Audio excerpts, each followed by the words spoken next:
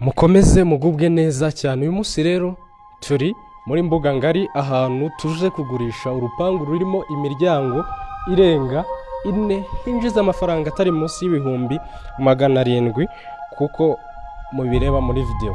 Iyi nzu ifite ibyumba 3 na salo, ikagira n'agakari kayo, iyo nayo ikagira ibyumba 3 na salo, ndetse n'iyi ikagira ibyumba 3 na salo, ndetse n'ari amanetse yandi azengurutse hano inyuma. Mbese ni hanini, ni hagari cyane. Hano hantu rero turi kuhagurisha, uvuye mu mugi kugera hano ushobora gutega moto ya 400 cyangwa 300 ukabwira umumotari akakugeza kwa Sharire.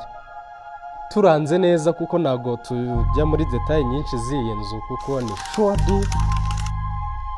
Iyo ugeze aho hafi no kwa Sharire, ndavuga umucuruza Karizigazo, ubugeze hafi n'aya mazu tuje kugurisha. Iki kibanza cyose gifite ubuso 500. Murumva ko ari kibanza Kigali turi kuhagurisha kuri miliyoni 70 ziganirwaho. Ibaze miliyoni 70 ziganirwaho ukazizana tukakwihera ubuso burenga 500.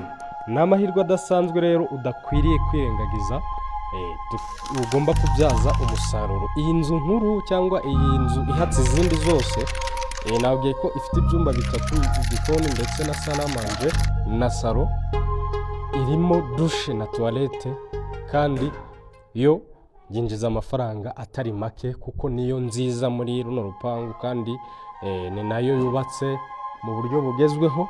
Paraporo y'izi zindi ushobora kuzisenya zino cyangwa ukazireka ukabura kwinjiza amafaranga yawe atari make. Hano rero turi kuhagurisha kuri miliyoni 70 ziganirwaho, zishobora kugabanyuka bigakunda cyane. Muduhamagare kuri izo nimero zacu muzane ayo mafaranga tubabwiye, tubihere ahantu heza cyane. Mukomeze mugubwe neza, turabakunda cyane.